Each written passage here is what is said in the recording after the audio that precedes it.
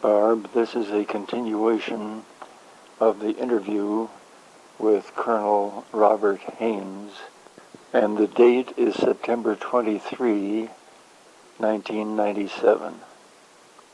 All right. Now let's see if I got...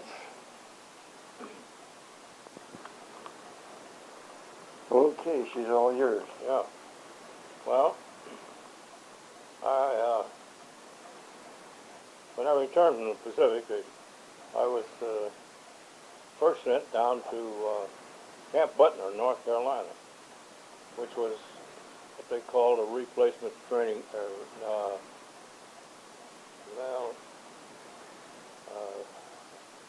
replacement depot, I guess it was. Anyhow, we were receiving all of the people coming back from Europe, and we had as high as 23,000 at a crack in there. And they were given the option of 21 days leave, and then being reassigned or being discharged. And of course, most of them chose discharge because the war in Europe was finished, but not quite finished in Japan. Well, it was practically finished in Europe too. The whole thing was just about over. And they kept me there for about 6 months, and then sent me down to Georgia, or Alabama. And that was what they called a replacement training center. What we were doing there was we were getting the surplus of non-commissioned officers out of the Air Force. Yep. Sure got plenty of juice. For infantrymen, which they needed very badly. Well, that didn't go good with the soldiers, because the Air Force didn't like the idea of being made into infantrymen.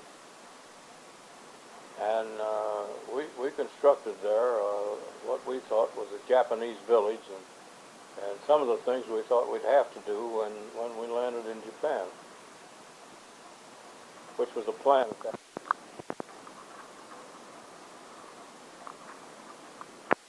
I was up for an option too. What do you want to do? Well, I had enough. I'd seen enough service, and I felt that I did my duty, and I had 2 boys growing up in school back home here, and I'd been away for almost 2.5 years in South Pacific. I had a good job here. I was assistant general foreman at International Harvester when I left. So I said, I'll take my discharge too. I'll take my release. Well, down in Alabama, they offered me a direct commission in the regular army, which I turned down. I had no desire to be a soldier the rest of my life. And I felt that my duty was back with my family. So I then went to Separation Center in Indianapolis. When was this? What was it, 1942, 43? 44, I guess it was, wasn't it? Yeah, 1944. And I came back, released. Well, I had an accumulated leave, which was due me of a little over 2 months, and which I would draw my pay, and I had my separation money, which was just what pay was due me. That's all. I didn't get any extra, any bonus or anything. And I got another sales talk on the regular army, and I turned it down again. So I came back. I went out to International Harvester, the first place I went,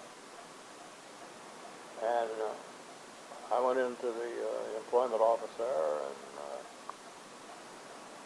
it wasn't the same. It felt kind of cold. And then for my benefit, I heard somebody in the background say, well,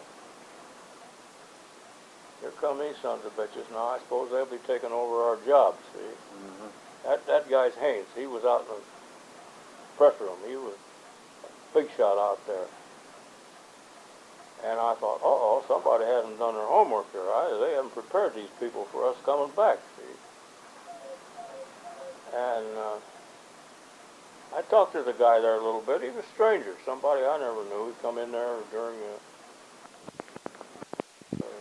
I filled out some papers and listened to his little spiel. And when we were separated over in Indianapolis, I'll have to go back a minute. The Veterans Administration had a desk there.